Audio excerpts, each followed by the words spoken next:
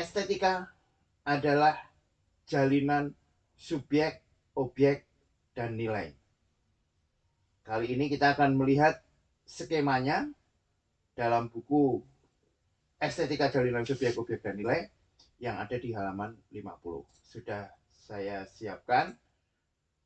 Nah, ini skema bahwa estetika adalah jalinan subjek, ya, subjek atau disebut subjek estetis, objek estetis, dan nilai estetis. Nah, sekarang kita akan melihat lebih rinci lagi di dalam subjek estetis ada apa, objek estetis ada apa, dan nilai estetis itu ada apa. Dan ketiganya ini disatukan dalam satu jalinan yang itu disebut sebagai estesis. Oke, kita mulai dari objek estesis, ya. Objek estetis. Objek estetis adalah objek yang membangkitkan pengalaman estetis. Nah, pengalaman estetis itu akan kita pelajari pada bab selanjutnya, ya. Paling nggak ada 2 bab selanjutnya. Nah, apa itu objek yang bisa membangkitkan pengalaman estetika atau pengalaman estetis? Itu kalau kita lihat dari keberadaannya atau sesuatu itu ada, ya, berarti ini mempelajari tentang ontologi, ya, hal keberadaannya. Itu bisa kita bagi menjadi 3. Kita bagi menjadi begini, natural dan kultural dibagi 2. Tetapi ini kultural ada seni dan non seni, ya. Jadi dari keberadaannya itu bisa berupa natural maupun kultural, ya. Dibagi menjadi 2. Objek estetis ketika kita lihat dari keberadaannya itu bisa kita lihat dia itu natural atau kultural. Natural itu ketika tidak ada campur tangan otak manusia, tidak ada keberadaannya, ya, tidak ada campur tangan dia dibuat atau dimodifikasi oleh manusia. Ya, misalnya apa? Ya, misalnya bulan, matahari, pohon yang tumbuh tanpa campur tangan manusia, atau laut yang tidak diolah manusia, ya, itu natural. Atau bunga, ya, bunga yang mekar begitu saja tanpa campur tangan manusia. Itu adalah objek-objek natural, objek-objek yang bisa membangkitkan pengalaman estetis. Pengalaman estetis kemarin sudah sedikit disinggung, ya. Umumnya dilihat sebagai pengalaman keindahan, tetapi dalam buku ini lebih dilihat sebagai pengalaman kemenarikan. Nah, itu kita bahas pada pertemuan-pertemuan mendatang. Lalu ada objek kultural. Objek kultural ada ketika objeknya itu, objek estetis itu mengalami campur tangan manusia, mengalami campur tangan pemikiran manusia, mengalami campur tangan keberadaan manusia. Misalnya apa? Nah, ada 2 lagi nih dibagi, ya. Yang kultural itu bisa karya seni maupun bukan karya seni. Bisa seni, bisa non seni. Apa objek kultural yang seni yang mengalami campur tangan manusia? Ya, misalnya lukisan. Lukisan kan ada campur tangan manusia. Maka itu adalah objek estetis yang kultural. Tetapi yang non seni apa? Ya, yang tidak yang hanya memiliki fungsi fisik, ya, fungsi dia hanya dimanfaatkan karena fungsi praktisnya tanpa ada niatan untuk ditambah-tambah unsurnya agar menarik, tetapi dia bisa membangkitkan pengalaman estetis. Nah, misalnya apa? Misalnya nih, lele goreng, nah, misalnya gitu, ya. Lele goreng yang tidak perlu dihias, ya, yang penting ada lele digoreng, yang penting dimakan, fungsi praktisnya adalah untuk kenyang gitu. Itu tidak ada pertimbangan agar ini artistik dan sebagainya, ya, kecuali dia setelah dihidangkan dengan berbagai hiasan ya. Ini dalam konteks dia digoreng dan udah dimakan begitu saja, berarti dia objek estetis karena dia bentuknya itu bisa memicu, bisa membuat, bisa merangsang kemenarikan. Kok lele goreng ini menarik ya?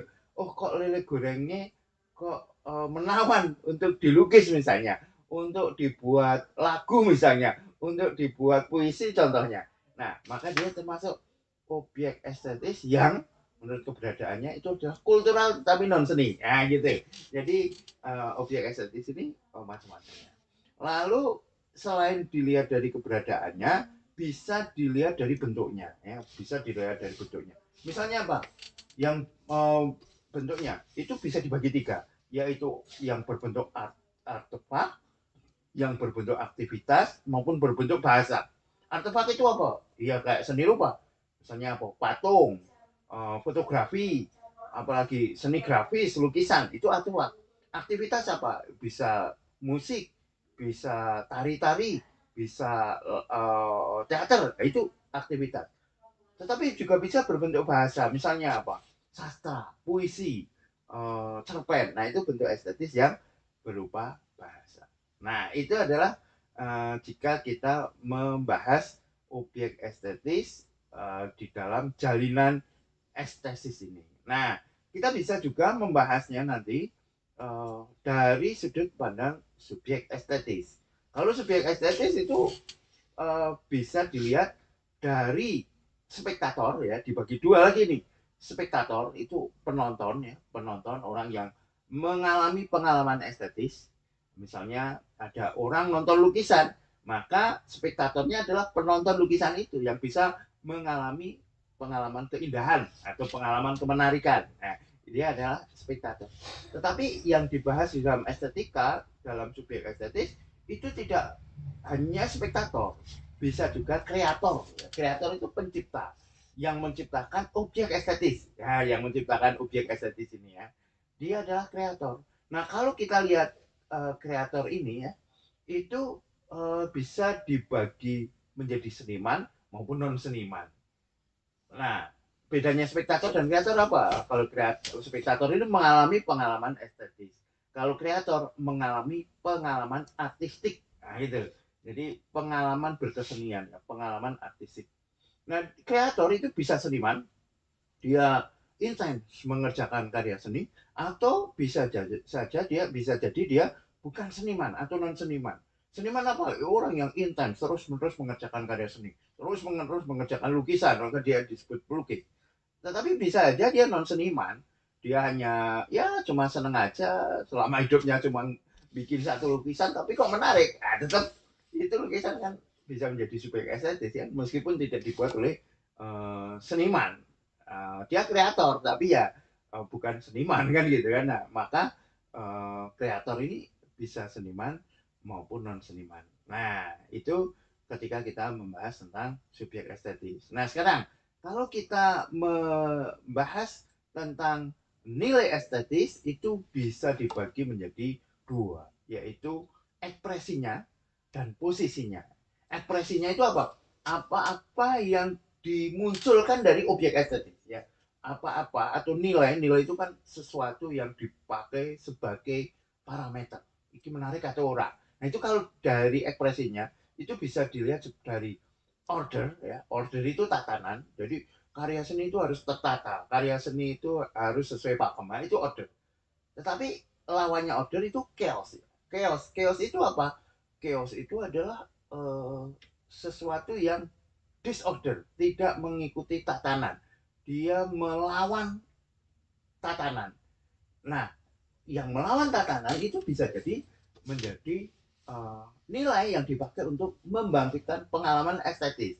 Maka nanti kalau kita membahas chaos itu akan banyak ini ketemu dengan objek-objek estetis dari seni kontemporer. Ya, misalnya tempat kencing itu Paturasan itu chaos memakai apa nilai yang dipakai adalah chaos karena dia tidak perlu tatanan, tidak perlu pakem-pakem, tidak perlu pattern-pattern ya. Yang penting dia membangkitkan uh, keterkejutan gitu ya, kalau di dalam postmodern disebut shock of the old ya, mengagetkan dengan hal lama gitu, yang dia itu sebenarnya barang yang sudah ada tetapi diposisikan menjadi hal baru, maka dia menjadi chaos. Nanti akan kita lihat contoh-contohnya ya di dalam buku ini ya. Lalu bisa jadi nilai estetis dari ekspresinya itu sublim ya, sesuatu yang megah, sesuatu yang luar biasa, sesuatu yang besar banget, gigantik ya, misalnya seperti itu ya, sublim. Atau dari ekspresinya bisa desepsi. Desepsi itu tipuan, desepsi itu ilusi. Misalnya kayak lukisan itu dibuat tipuan agar tampak menjauh dengan apa? Dengan perspektif. Itu termasuk ekspresi nilai estetis jika dilihat dari ekspresinya, salah satunya adalah desepsi atau tipuan atau ilusi. Namun ketika kita melihat nilai estetis dari posisinya ya, dari posisinya itu bisa dilihat dari independen dan dependen. Independen itu adalah nilai estetis yang tidak terpengaruh oleh nilai-nilai lain. Misalnya apa? Komposisi yang indah adalah komposisi yang analogus harmoni, misalnya ya, materi nirmana yang kemarin, maka itu tidak memerlukan nilai-nilai lain, tidak terpengaruh oleh nilai-nilai lain. Tetapi nilai estetis itu bisa saja terpengaruh oleh nilai lain, yang itu disebut sebagai posisi nilai estetiknya adalah dependent. Dia tergantung dengan nilai lain. Misalnya ada karya seni yang dia sebenarnya indah tetapi terpengaruh oleh nilai-nilai agama misalnya, maka dia akan menjadi ini dinilai tidak menarik, ini dinilai tidak disukai karena bertentangan dengan nilai-nilai agama. Itu nanti di akhir buku ini akan diberikan contoh ya, karya-karya seni yang kontroversial. Ada yang dari agama Islam, dari Kristen, dari Yahudi, dari Hindu, dari Buddha, semuanya ada ini. Jadi posisi nilai estetis itu ketika terkait dengan nilai-nilai lain. Nah itu teman-teman, jadi estetika itu adalah jalinan subjek, objek, dan nilai yang jalinan ini disebut sebagai estesis. Oke, rekan-rekan